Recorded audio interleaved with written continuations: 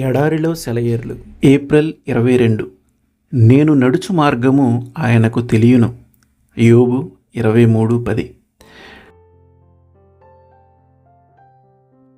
విశ్వాసి, ఎంత ఆదరణకరమైన హామీ ఇది! నువ్వు నడిచే దారి అది ఎంత అస్తవ్యస్తంగా, వంకర టింకరగా, అర్థం కాకుండా ఉన్నప్పటికీ, అది శ్రమలతో, కన్నీళ్లతో నిండిన దారి అయినప్పటికీ అది దేవునికి తెలుసు. అగ్నిగుండం వేడిమి 7 ఎక్కువ కావచ్చు. దేవుడు దాన్ని చల్లబరుస్తాడు. మన అడుగుల్ని సరిగా చేయించే సర్వశక్తిమంతుడు మనకున్నాడు. అది మారాలంటే చేదైన ప్రదేశం కానివ్వండి, ఏలియా లాంటి సేద తీర్చే చోటు కానివ్వండి. ఆ దారిలో ఐగుప్తు సైన్యాలకి చీకటిని, ఇశ్రాయేలు వాళ్ళకి వెలుగును ఇచ్చే అగ్నిస్తంభం, దీపస్తంభం ఉన్నాయి. అగ్నిగుండం మండుతోంది, కానీ దాన్ని వెలిగించిన దేవుడు నమ్మదగినవాడు. అంతేకాక ఆ అగ్ని మనల్ని దహించడానికి కాదు కానీ శుద్ధి చేయటానికే అని ఆయన మాట ఇచ్చాడు.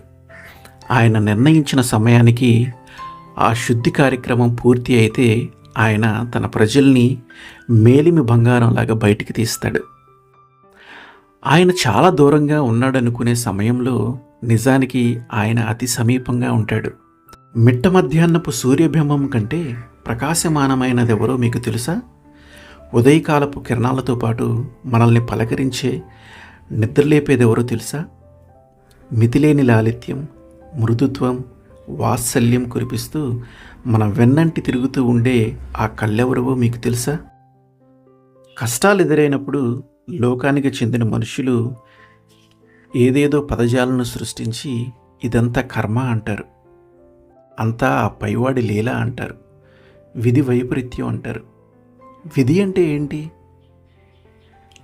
సజీవుడైన పరమదేవుడిని, చక్రవర్తిలాగా అన్నింటినీ తన సంకల్పమాత్రంగా నడిపిస్తున్న దేవుడిని వర్ణించడంలో అర్థం పర్థం లేని విధి లాంటి మాటల్ని ఆయనకు బదులుగా ఉపయోగించడం ఏమిటి? పనులు చేస్తూ తన ఇష్ట ప్రకారం సమస్తాన్ని చక్కబరుస్తున్న వ్యక్తిగతమైన నిజ యెహోవాకి బదులుగా ఏవేవో వేదాంత శబ్దాలు వాడటం ఎందుకు?